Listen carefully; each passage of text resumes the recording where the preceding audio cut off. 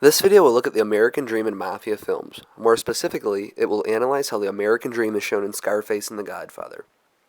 We will also look at the role that women in these films play as the men seek the American Dream. Does accomplishing this dream leave the men feeling plentiful or absent? Throughout the video, cinematographic terms will be used to analyze the scenes in relation to the thesis. The American Dream is defined by the Library of Congress as a dream of a land in which life should be better and richer for everyone, with opportunity for each according to their ability or achievement. It is a difficult dream for European upper classes to interpret. It is not a dream of motor cars and high wages, but a dream of social order in which each man and woman shall be able to attain the fullest stature of which they are capable, and to be recognized by others for what they are, regardless of their fortunes, circumstances, of birth, or position. In many Mafia films, the main characters can be seen searching for the dream in some way or another. However, the dream is made their own depending on the time and location that the film takes place.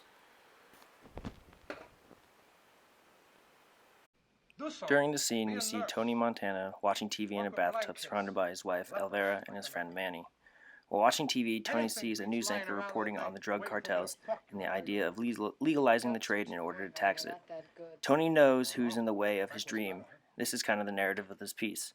The politicians and the people on TV, they're the ones that are going to stop him from achieving the success that he wants. He has an inability to accept all the things that he has. No matter how lavish of a life that he's living, no matter how much gold trim he has around his bathtub, he does not feel like he has enough, like something's missing. The bright lighting and deep focus helps to play to this, showing how big of an area Tony has and how he still isn't satisfied enough. During this scene, Tony's wife calls him an immigrant spick.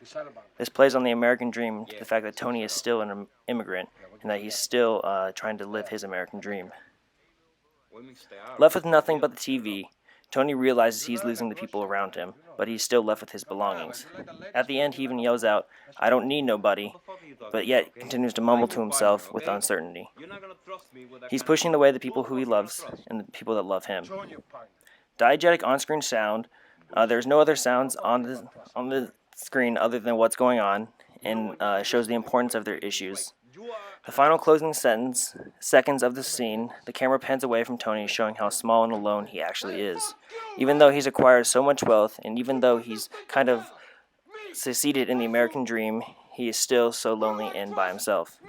Overall, the scene shows how the drug life that he is leaving is slowly starting to push away the people who he loves.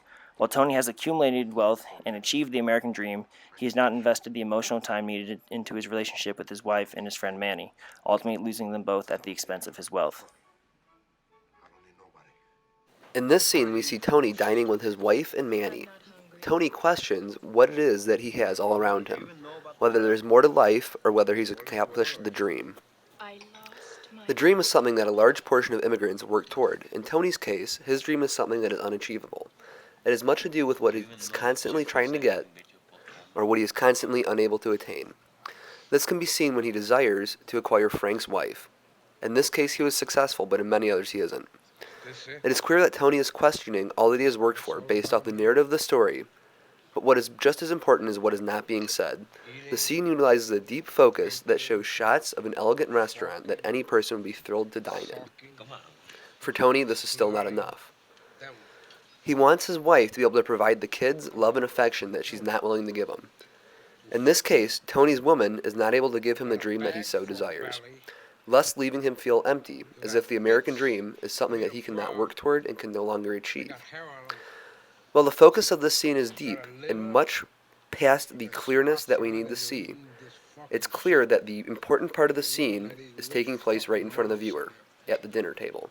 The sounds that we hear are all diegetic on-screen sound, only coming from that table, besides murmurs from the tables in the back.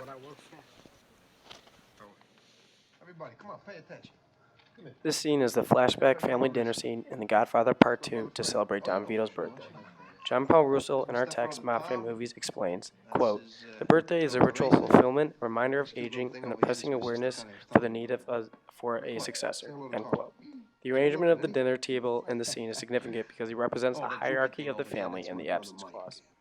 Seating arrangements in the dinner table represent the hierarchy of the Corleone family. Sonny, sitting at the head of the table, will be the supposed next godfather, and then below him are the two brothers, Fredo and Michael. Next is Tom, who is a consigliere, then Carlo and Connie, who will get married. Next, absence plays a big role. First, Michael is all alone on the left side with 3 empty chairs on his side of the table for his wife and kids. The other absent chair is right in the middle for Don Vito, for the head of the chair since he is the godfather. Russo writes, quote, "The camera is positioned so that the audience views events from the perspective of the all-seeing absent godfather," end quote. Don Vito isn't present when the scene occurs because in the first Godfather he was killed, leaving his family to fend and take on the business themselves, thus leaving it up to Sonny, due to being the oldest son, to run the family. However, we know that Sonny will not be the next Godfather. Russo concludes, quote, "Soon they leave to greet Don Vito, all but Michael, the future Godfather, who remains quietly seated and alone, the sign of his election," end quote. Two themes play a major role throughout the film: plenitude and absence. Plenitude is life enhancement, self-fulfillment, and expansion of power. Absence is emptiness, secrecy, fear, negation, and death. In the story, the difference between Vito versus Michael's style of running the Mafia is coined as Gemeinschaft and Gesellschaft, respectively. Russo writes, quote, "The family is a synecdoche condensation of Gemeinschaft, clan or small community in which associations are based on personal ties, favoritism, and vertical hierarchy, as opposed to Gesellschaft, or impersonal civil society, in which contractual bonds are formed on the basis of attaining ends rather than as ends themselves," end quote. The difference between Vito and Michael's way of running the Mafia is that Vito was more family-oriented, causing an absence in business, and Michael was more family-oriented, causing an absence in family. A sub-theme of the absence cluster is secrecy. Secrecy, in essence, is the reason the Godfather exists. Secrecy allows them to hide from the law, their enemies, their families, and even themselves. Every character has their secret, and if his or her secret is exposed, that will lead to their eventual death. Specifically for the characters Vito, Sonny, and Fredo. Through visual clues in the scene, their secrets are revealed. Vito's secret is that he is family-oriented, rather than business-oriented. In the scene, he is absent at the family dinner table. Sonny's secret is that he is over-tempered and has unrestrained speech. In the scene, when he stands in anger to rough up Michael, Sonny's chair falls over, representing a checkmate or game over. Lastly, Fredo's secret is that he is weak-willed and scared.